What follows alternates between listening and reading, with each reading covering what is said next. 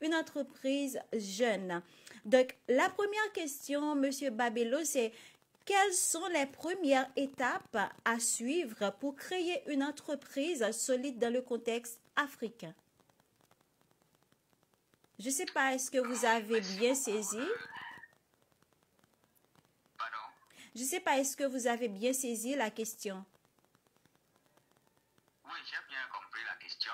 Et je vous remercie pour cette question parce que c'est ça qui plante les décors, c'est ça qui est à la base même de la création de l'entreprise. Bon, juste une petite précision avant de commencer à répondre à votre question. C'est que quand on dit entreprise jeune, ça ne veut pas dire que c'est une entreprise qui appartient aux jeunes ou à un jeune mais créé, c'est-à-dire qui est nouvellement créé quand on dit une entreprise jeune. Donc c'est ça là que je voulais apporter comme précision pour que les gens ne confondent pas, qu'on ne dise pas que c'est forcément une entreprise qui appartient à un jeune, qu'on appelle entreprise jeune. Donc c'est plutôt une entreprise nouvellement créée. Donc, pour répondre donc, immédiatement à votre question, il y a bien évidemment des étapes à suivre pour créer une entreprise. Et justement, il faut déjà dire qu'une entreprise, c'est un projet qu'on met sur pied, concrétisé par la création d'une entreprise. Donc, généralement, les gens ont cette difficulté-là à créer les entreprises ou à mettre sur pied un projet d'entreprise, ne connaissant pas les étapes à suivre. Donc, on va essayer de retracer les étapes essentielles. On ne peut pas donner les détails, mais ce qu'il faut déjà connaître quand on a l'intention de créer ou de mettre sur pied une entreprise. Donc, premièrement, ce qu'il faut savoir, c'est qu'une entreprise doit avoir une vision. Parce qu'on peut bien avoir des idées dans plusieurs secteurs ou dans un domaine bien précis, mais la vision doit être de l'initiation ou l'initiative pour un projet d'entreprise. La vision, c'est quoi? C'est que j'ai un secteur d'activité pour contribuer à résoudre un problème socio-économique qui existe. C'est ça l'idée. C'est-à-dire, on veut créer une entreprise pour résoudre un problème, pour atteindre tel ou tel objectif. Donc, et la deuxième chose, une fois que vous avez la vision, parce que c'est la vision qui porte le projet. Et alors, une fois que vous avez la vision de votre projet, il faut l'élaborer. Donc, parce que le projet doit être élaboré en bonne et due forme. C'est-à-dire, il ne suffit pas de dire que j'ai une idée, j'ai un projet, parce que la plupart, beaucoup de gens ont des idées, mais pas de projets. Donc, ça doit être élaboré. Et pour élaborer un projet d'entreprise, il y a des étapes. Je viens de parler de la vision qu'il faut définir de manière claire. Où est-ce que vous voulez aller et jusqu'où vous voulez arriver. Ça, c'est ça la vision. La deuxième chose, il faut bien évidemment identifier la cible de votre projet ou de votre entreprise. Si, par exemple, vous voulez créer une entreprise pour produire un certain nombre de produits ou de services, ces services ou ces produits seront destinés à qui principalement? Donc, il faut identifier votre cible principale, c'est-à-dire vous investissez dans le cadre de ce projet pour proposer quoi à qui. Donc, c'est ça la cible principale. Généralement, on les appelle les clients clés. Parce que une entreprise n'existe que lorsque elle a des clients. Elle a des consommateurs. Parce que les clients sont des consommateurs. Il faut identifier vos consommateurs ou les consommateurs de vos futurs produits. Parce que s'il n'y a pas de consommateurs, votre entreprise ne peut pas exister. L'entreprise n'existe pas, elle n'a pas de sens. Donc, ça, c'est ce qu'il faut savoir. Il faut identifier sa cible ou les clients à qui les services ou les produits de votre entreprise seront destinés. Ensuite, il faut définir des objectifs clairs pour votre entreprise. Et les sont à court, à moyen et à long terme. Exactement. Donc, lorsque vous allez créer votre entreprise, qu'est-ce que vous voulez atteindre comme objectif à court terme, c'est-à-dire dans un futur proche. Et après, en moyen terme, c'est-à-dire un peu après la première étape, et à long terme, finalement, qu'est-ce que vous voulez atteindre comme objectif final par rapport à votre entreprise. Ok. Donc, une fois que les objectifs sont clairement définis, on passe à l'évaluation technique et financière de votre projet d'entreprise. C'est-à-dire quoi? C'est la question de la rentabilité. Parce qu'on ne peut pas investir si on n'est pas sûr de bénéficier. Justement, une entreprise par définition, c'est la recherche du produit, c'est-à-dire l'investissement ou le déploiement des moyens financiers et matériels pour, en fin de compte, générer des profits. Donc, il faut donc évaluer ça avant de créer votre entreprise. Il faut dire exactement ou pouvoir dire exactement si votre projet d'entreprise, une fois qu'elle sera créée, elle sera rentable. Ok. Ça veut dire quoi? Ça veut dire qu'il faut techniquement étudier la capacité propre de vos moyens, ou en tout cas les moyens humains et techniques, intellectuels, à créer et à faire fonctionner l'entreprise. Et ensuite, est-ce que vous avez les moyens? Et si vous mettez donc les moyens en jeu, les moyens financiers, est-ce que ces moyens pourront être récupérables jusqu'à produire des bénéfices? Donc, c'est la question d'évaluation technique et financière qu'il faut aider pour savoir ou s'assurer que l'entreprise sera rentable. Donc, laissez-moi, Monsieur Babello, laissez-moi reprendre pour les internautes. Donc, les premières étapes à suivre, la personne doit avoir une vision, puis élaborer le projet. Après l'élaboration du projet, la personne doit aussi avoir un public ciblé.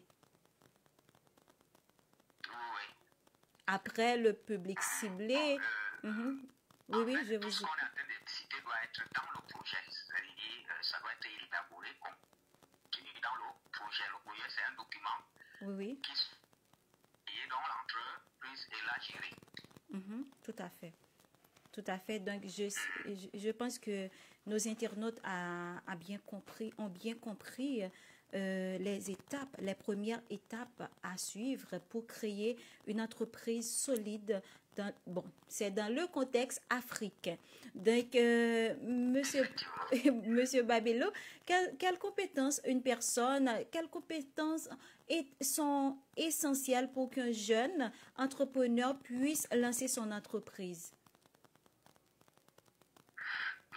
Compétences, là, ça dépend des secteurs, mais il faut absolument avoir un minimum de compétences dans certains domaines bien précis.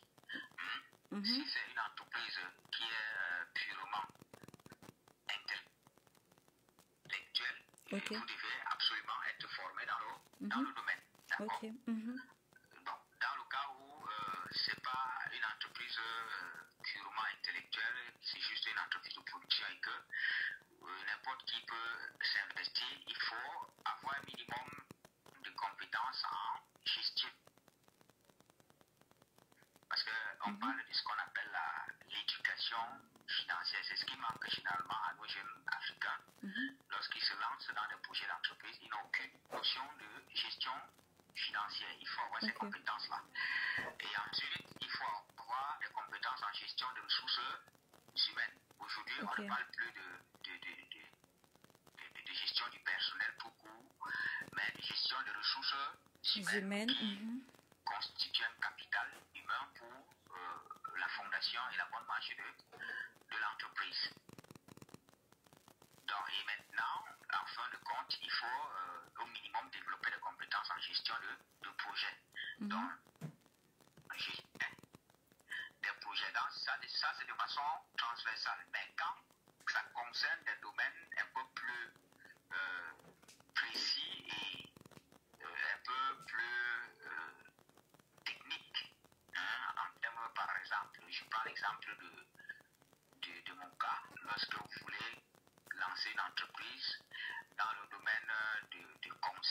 expertise, c'est ce qu'on appelle généralement les prestations intellectuelles. Il vous faut absolument être formé et avoir pas des capacités intellectuelles requises pour créer ce genre d'entreprise. Ok. Donc, mais il y a quelque chose que j'ai remarqué, c'est qu'il y a beaucoup d'entrepreneurs qui investissent dans les produits chimiques en Afrique, oui. Bon. Oui, comme les cosmétiques et autres. Oui. Donc, est-ce que c'est bénéfique en Afrique? Est-ce que ça rapporte beaucoup en Afrique? Oui, déjà, pour une observation, on peut comprendre si les gens investissent beaucoup dans ce domaine, ça suppose que le domaine est porteur, c'est-à-dire rentable. Et la consommation des produits chimiques en Afrique aujourd'hui, ça se voit.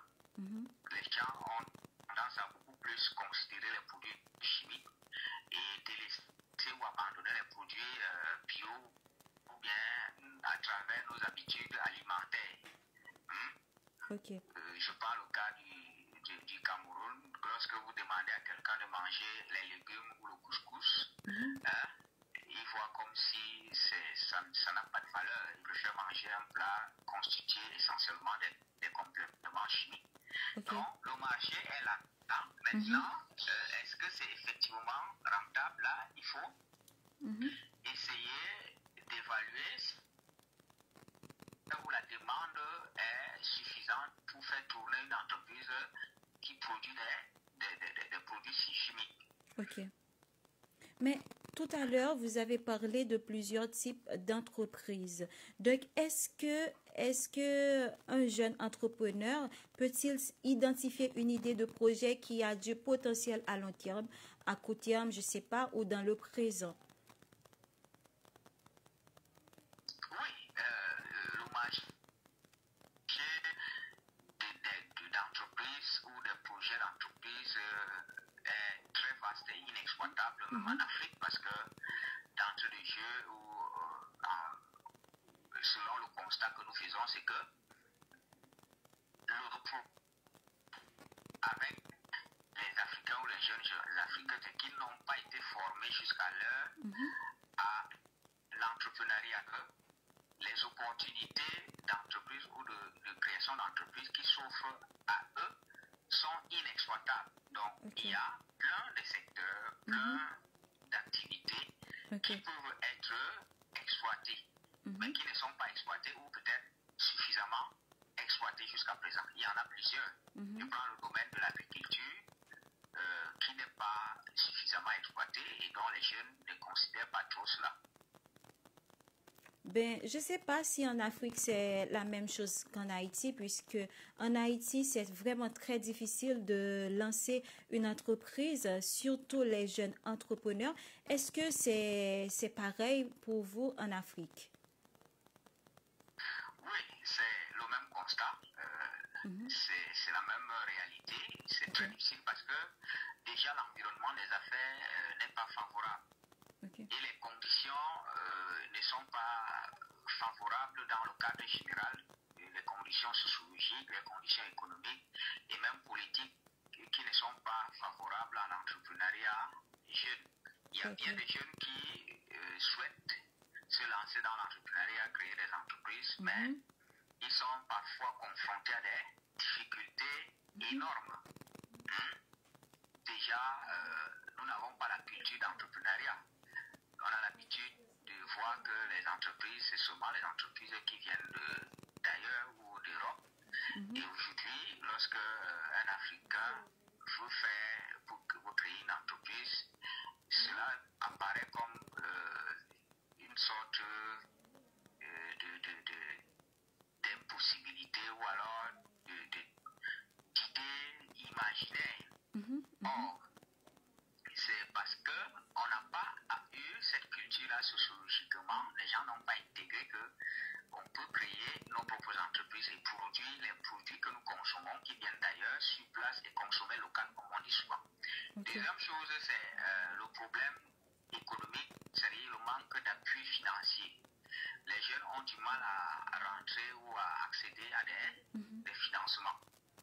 Parce que on peut dire, peut-être parce que la conjoncture économique l'exige, et aussi les États ou les gouvernements ne mettent pas sur pied une politique réelle, efficace d'accompagnement des projets des jeunes dans leur initiative.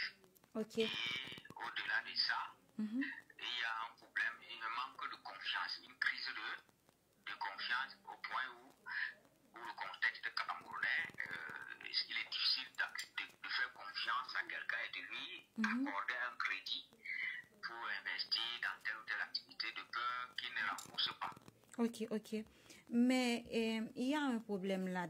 Il y a un problème puisque nous, les jeunes, parfois, on veut faire quelque chose de durable. On veut faire quelque chose qui peut avancer, qui peut rester à long terme. Mais il y a... on nous dit assez souvent qu'on peut commencer sans un budget. Est-ce possible de commencer une entreprise sans avoir un budget? Bien sûr, c'est très possible. Et comment? Ça dépend aussi des secteurs.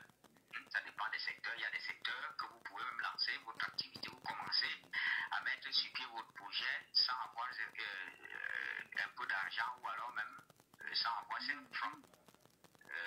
On peut parler du franc CFA pour le contexte du Cameroun. Donc vous n'avez rien, vous pouvez commencer. Ça dépend des secteurs. Mais il faut un minimum. Il faut un minimum parce que d'une manière ou d'une autre, vous devez commencer. Et c'est ça même parfois le problème, les difficultés que nous avons par rapport au financement bancaire. Parce que les banques financent des projets qui existent. Justement, pour que le projet existe, il faut commencer.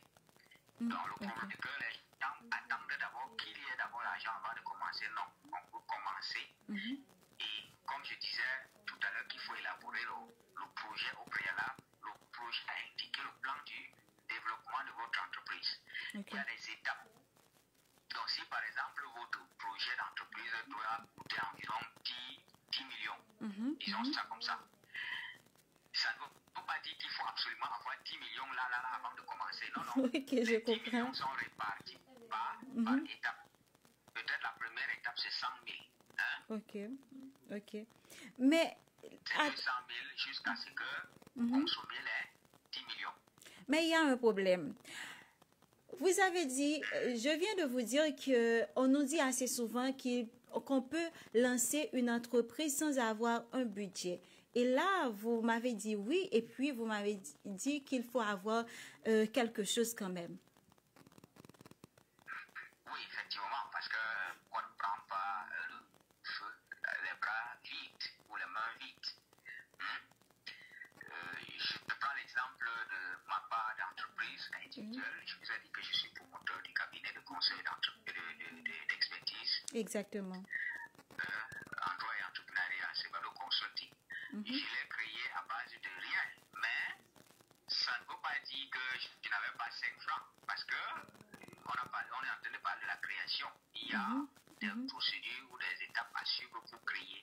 Donc, il y a un minimum de choses à s'approprier ou alors à se procurer au préalable pour créer son entreprise. D'accord?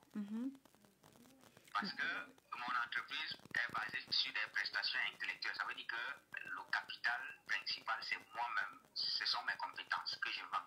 D'accord? Ok, c'est très bien. Je n'ai pas besoin d'acheter des marchandises pour revendre. Mais si je dois faire fonctionner ou alors je dois créer l'entreprise pour faire fonctionner, il me faut un minimum d'investissement pour m'approprier quelque chose comme par exemple le local. C'est-à-dire le siège d'une entreprise. Il faut que j'ai un petit matériel de travail. Tout ça s'achète. C'est ça que j'ai dit qu'il faut un minimum. Mais comment on peut rendre une entreprise durable pour résister aux crises? Oui, tout part de la qualité du projet. Comme tout à l'heure, on était en train de parler de l'élaboration d'un projet. C'est dans le projet qu'on détaille. Parce que le projet est la fondation de l'entreprise. Ok. Une fois que vous avez défini la vision claire, Ok. Vous avez défini des objectifs et vous avez évalué votre projet. Il faut définir un plan de développement de votre entreprise. Ok. Ok. C'est sortir un modèle économique très clair qui vous permettra donc de suivre les étapes de vie ou de fonctionnement de votre entreprise. Parce que la difficulté que les gens ont souvent, c'est de se lancer sans aucune base, il n'y a rien qui est prévu. Ok. On commence, c'est au fur et à mesure qu'on réajuste, qu'on fait certaines choses. Et là, en ce moment, lorsque vient une crise, on est surpris et généralement, on baisse sans qu'on ne se relève plus jamais. Donc, il faut, pour éviter ça, il faut étudier son marché. Il faut mettre sur pied un projet, un plan de développement d'entreprise qui prévoit déjà les solutions à chaque étape, à chaque situation qui pourrait arriver. Ok. Donc, Et à côté de ça, concernant les jeunes, bien sûr, il faut faire preuve de résilience parce qu'on a constaté qu'en Afrique, les jeunes ne supportent pas la souffrance. Donc, ah bon? on commence une entreprise, il faut accepter de souffrir parce que ça ne peut pas directement commencer à produire. Oui, puisqu'au début, ça va être très difficile. Très difficile, voilà. Donc, il faut savoir que ça va arriver. Et quand vous avez défini dans votre projet que la première étape, la première phase sera difficile, par conséquent, il vous faut développer telle stratégie. C'est à partir peut-être de la deuxième phase que ça va commencer à être rentable.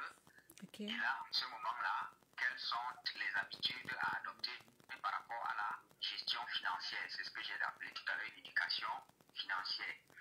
Donc, la stratégie la meilleure quand l'entreprise commence déjà à produire, c'est de rationaliser les dépenses. Okay. C'est-à-dire, il faut limiter les dépenses. Ouais. Parce que les gens ont souvent l'habitude de dépenser tout ce qu'ils obtiennent comme ressources ou recettes. Okay. Et après, ils sont bloqués. Donc, il faut dépenser avec prudence et investir uniquement quand c'est nécessaire. Tout à fait, tout à fait. Donc, assez souvent, et je sais que il y a de la concurrence, concurrence. Donc, nous, surtout les jeunes, comment les jeunes peuvent arriver à rester compétitifs face à la concurrence? Oui, tout à l'heure, on parlait toujours du projet. Ça rentre encore dans le projet parce que le projet doit identifier la concurrence. Il faut savoir au préalable qui sont les concurrents directs de votre entreprise. Donc, si j'ai bien compris... Si j'ai bien compris, c'est que tout se repose sur le projet. Sur le projet, parce que c'est le projet qui prévoit tout ça. Dans votre projet, effectivement, il y a une rubrique que vous allez prévoir la concurrence. Okay. Il faut identifier vos concurrents directs et les concurrents indirects de votre entreprise. C'est-à-dire, vous avez créé une entreprise pour produire les jus de mangue. Vous êtes les seuls à commencer ce genre d'activité. Il y a des gens qui produisent déjà. Okay. Il faut les connaître. Maintenant, à partir de vos concurrents ou de la concurrence qui est en face, vous proposez donc quelque chose de différent qui va faire en sorte que les clients soient un peu plus accrochés à vos produits par rapport à vos concurrents. Quand vous ne les connaissez pas, vous ne savez pas qu'est-ce qu'ils proposent aux clients, vous ne saurez pas comment faire pour aussi gagner le marché. Ok. C'est bien. Ben, franchement, merci, Monsieur Babello. C'est un plaisir de vous avoir ici à l'émission À l'autre bord. Donc, l'avant-dernière question, c'est quels sont les meilleurs conseils que vous avez reçus en tant qu'entrepreneur et qui vous ont aidé à pérenniser votre entreprise? Bon, déjà, je dois dire que mon entreprise est encore très jeune. Okay. Elle est encore au début. Les activités n'ont pas encore bien commencé. Okay. Mais les conseils qui m'ont amené à me lancer tout de suite, c'est que pendant que j'étais en train d'hésiter, de me dire est-ce que ça va marcher, Okay. quelqu'un m'a fait savoir il n'y a jamais de bon moment. Ok, oui, tout à fait. S'il faut attendre le bon moment, il faut directement, vous n'aurez jamais pas de bon moment. S'il faut attendre le bon moment, vous n'aurez jamais commencé. Il comment se lancer. Et c'est comme ça que je me suis directement lancé. Et justement, j'ai compris que s'il fallait attendre, le bon moment ne serait jamais arrivé. Et c'est ça le problème des jeunes. On veut d'abord attendre le bon moment ou alors être sûr que ça va donner avant de commencer. Et là, on hésite toujours jusqu'à ce que le temps passe. Donc ça, c'est le premier conseil que j'ai eu. Et deuxième conseil, c'est qu'il faut absolument avoir un projet, définir un business plan, comme on dit souvent, un modèle économique qui va vous permettre de vous orienter, de vous guider pour suivre la voie du développement de votre entreprise. Tout à fait, tout à fait. Tout à fait, Monsieur Babello. Au-delà de ça, il y a ce qu'on appelle l'éducation financière, parce que quand vous êtes entrepreneur, vous devez apprendre à comment gérer l'argent et savoir comment se comporter face à des difficultés, ou alors quand vous avez même déjà peu d'argent, pour éviter la tentation de l'argent. Ben oui, tout à fait, Monsieur Babello. Sincèrement, je tiens à vous remercier. Ben la dernière question pour aujourd'hui, puisque Monsieur Babello, c'est pas pour la première fois, c'est la première fois, mais c'est pas la dernière fois que vous allez participer à cette émission, n'est-ce pas vrai? Oui, mais le plaisir est le mien. Je suis très content de participer à cette émission et je serai disponible toujours autant que possible. D'accord. Donc, la dernière question, Monsieur Babello. Donc, pour les jeunes, quel message aimeriez-vous adresser aux jeunes Africains, surtout qui rêvent de créer leur propre entreprise? D'accord. Merci beaucoup pour cette question et c'est très important. Je vous en prie. Le point le plus culminant.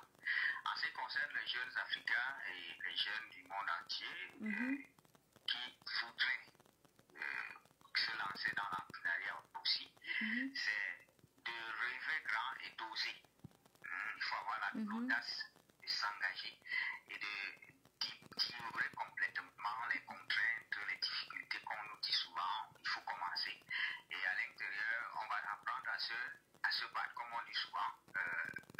L'enfant de la chèvre apprend à durcir ses os ou ses pieds en sautant.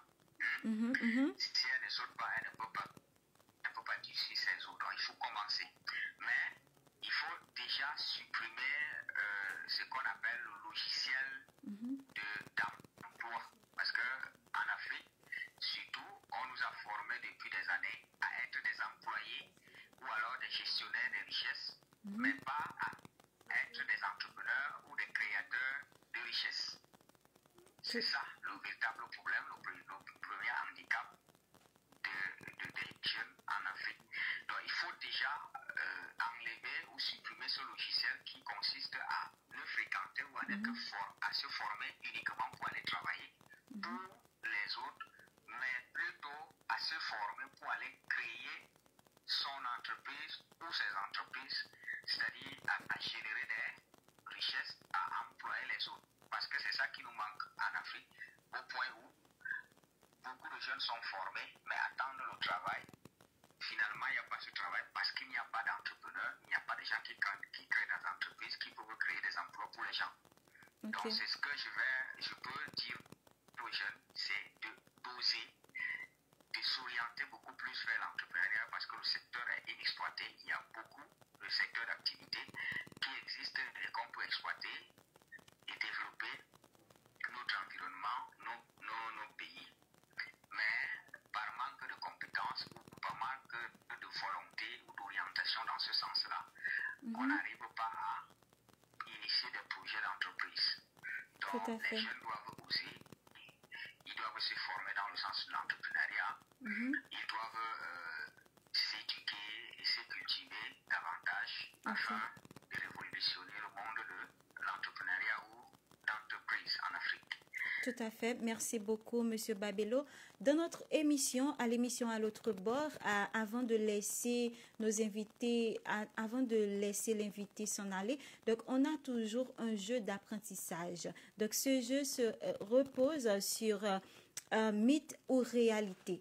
Donc, on va vous poser quelques questions sur l'entrepreneuriat. Donc, vous allez nous dire est-ce que c'est mythe ou réalité. Vous êtes là? D'accord, je vais essayer. C'est un jeu, c'est un jeu. Ne vous inquiétez pas. D'accord. La première, c'est il faut beaucoup d'argent pour démarrer une entreprise. Mythe ou réalité?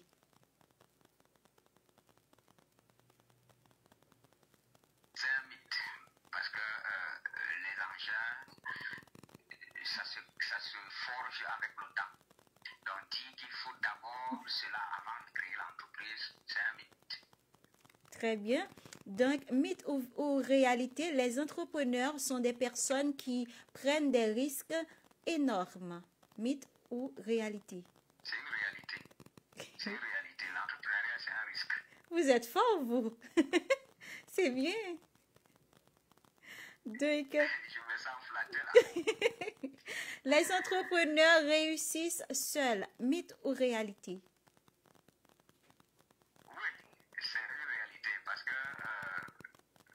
Ça c'est pour le contexte africain. Pour la petite histoire, quand vous commencez à mettre sur pied votre entreprise, tout le monde croit que vous êtes déjà riche et personne ne peut vous aider. Tout à fait. Et puisque Et là, vous êtes seul à vous débrouiller pendant que les autres soit vous jalousent, soit espèrent que vous leur donnez quelque chose parce que vous êtes déjà riche, vous avez une entreprise. Donc, mais la réussite entrepreneuriale... Mais, par contre, on peut dire la réussite, il faut absolument un capital humain. Bien. C'est-à-dire, il faut se doter des personnes qui peuvent accompagner et porter le projet jusqu'à son succès. Bon, d'accord, c'est bien. Ben, mythe ou réalité, les entrepreneurs doivent toujours avoir de grandes idées pour réussir. Mythe ou réalité? Les entrepreneurs doivent avoir de grandes idées pour réussir.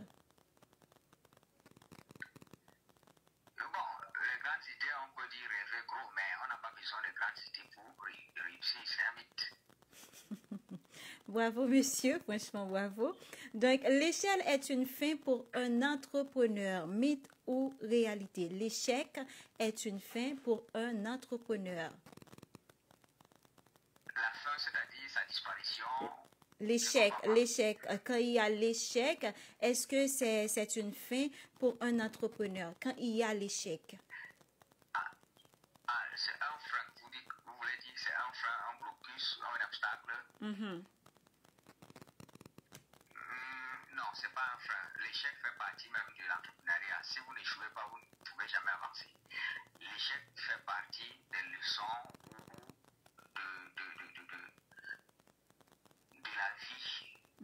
Comme on dit souvent généralement au village, pour que les cultures ou les plantes mûrissent, il faut en même temps un mélange de pluie, de torrents, de tempêtes violents pour mesurer et durcir les cultures. Sans les tempêtes, on ne peut pas se fortifier et aller de l'avant. Donc l'échec fait partie même de la vie de l'entrepreneur. C'est plutôt un atout qui lui permet un peu plus d'être un peu plus fort et d'aller plus loin de l'avant et d'éviter maintenant les erreurs qu'il a commises pour échouer pour la première fois. Sauf que l'échec ne doit pas être de façon permanente. Là, on dit souvent une fois n'est pas coutume, mais une erreur répétée plusieurs fois n'est plus une erreur, ça devient une coutume. Merci beaucoup, Monsieur Babello. Notre sujet pour aujourd'hui, c'était de la création à la gestion, conseil pour pérenniser une entreprise jeune. Donc, merci à vous, chers auditeurs, pour votre présence, nos auditeurs en Afrique et votre écoute attentive. Comme le disait Albert, la seule source de connaissances est l'expérience. Donc, on avait avec nous aujourd'hui Monsieur Babello. Merci beaucoup, Monsieur Babello, pour votre présence à l'émission À l'autre bord. J'espère qu'on va vous recevoir un autre jour pour parler sur un autre sujet.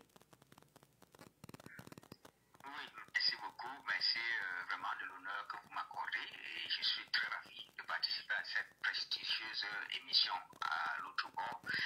Et pour vous rassurer, je suis totalement disponible pour toute autre intervention dans l'avenir. Et comme vous avez dit, on est fiers, je suis content de partager le minimum d'expérience ou de connaissances